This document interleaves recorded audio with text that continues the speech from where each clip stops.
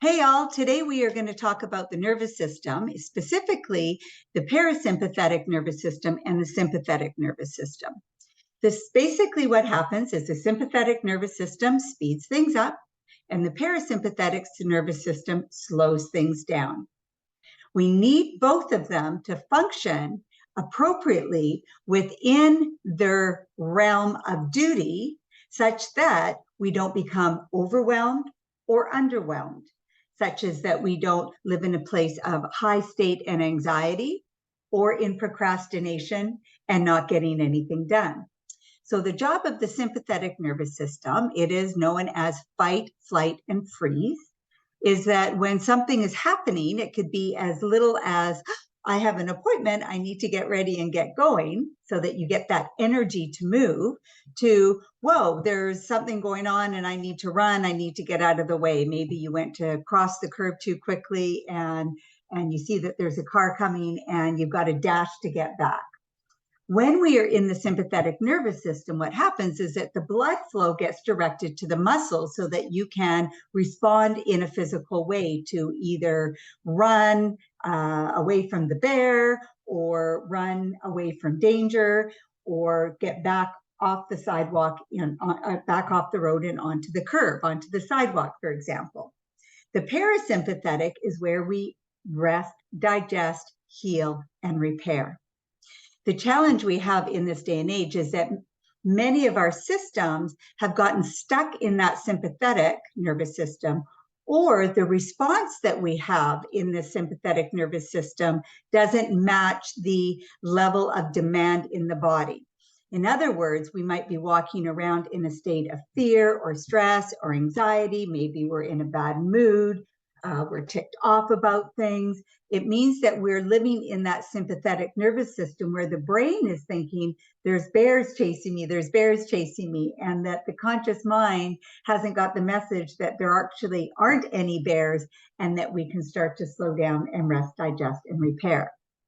So the piece is that we want to get back into that homeostasis where the body can respond appropriately, where we can wake up and get up and do our day. We can respond appropriately. We have the energy that we need to get to go and do what we need to do, but that we can also digest our food, we can heal, we repair, and we can sleep soundly. The challenge is that many of us are living in the state of fear. And our body cannot heal and repair when we are in a fear state. When we are wrapped up in fear and frustration and upset and again ticked off and we're worried and we have anger and we have uncertainty, we'll never be able to heal. In fact, more symptoms will start to come. So we start to have shoulder pain, we start to have gut issues, we start to have headaches and migraines. So to bring ourselves back into the parasympathetic, we want to do things that slow us down, that nurture us. Things like go for a walk, get out in nature, breathe in some fresh air, take long, slow, deep, nurturing breaths. Do things that feel good. Hang out with a friend. Listen to music that calms and soothes you. Stay away from toxic conversations. Stay away from news that is toxic. We start to watch over and over again. If you like to know what's going on in the world, know what's going on in the world, but don't listen to it over and over and over again. The more we can drop down and be in a healing state, the more our body is going to feel and trust that the world is safe. So you could even say things to yourself, especially if you're going through a stressful or difficult time, is things like, the world is safe. I'm going to be fine. I trust that everything will work out. It won't always be like this. Life is like this. It ebbs and it flows. And when we're in an ebb, sometimes it feels like we might never get out of that ebb. But if you look back in past ebbs that you've had, you can see and start to get that consciously that this too will pass. and we'll pass and heal and come through it with a strong, healthy body if we do these things to nurture ourselves along the way.